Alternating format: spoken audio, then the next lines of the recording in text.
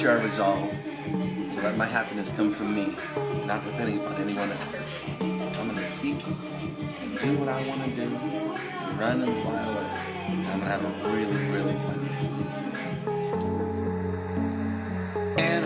There's so many beautiful lessons in our lives, and I think that what struck me just now when Tai Chi said, well, why? Why do you want to share it? I guess you can learn so much about life from listening to other people's stories. Real people, not just people like polished and shiny and presented for the press, but with all the bumps and bruises that they've gone through life with, and what they've learned from it, and how they're so full of joy and purpose and passion, and I just think that's really great. Idealized, one way to objectify. When they told me they were going to redo the spoon, I wasn't a believer. Why would you spend the time and effort to redo such a spoon? Now I see this is really important. To take an old spoon you would normally throw away and to fix it. This is a way of changing the world. What do you do when all that you are, ain't enough?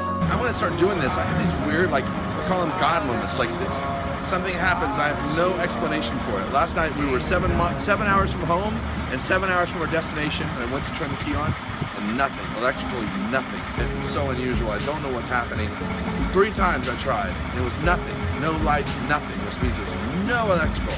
And I was standing in the gas station saying, oh dear God, what do I do? And I was literally like, I was almost ready to cry because it was like, you're so out of control. I have to be there, and I have 7 hours to go. I said, please God, help me out of this. I don't know what to do. I went, turned the key, and it came. Can't relate, I'm falling through. I'm losing you. And when I get that feeling in my stomach, you know, the feeling when all of a sudden you get a ball of energy and it shoots down into your legs and up into your arms and tells you to get up and stand up and go to the refrigerator and get a cheese sandwich, that's my cheese monster talking. And my cheese monster will never be satisfied by cheddar, only the cheese of accomplishment.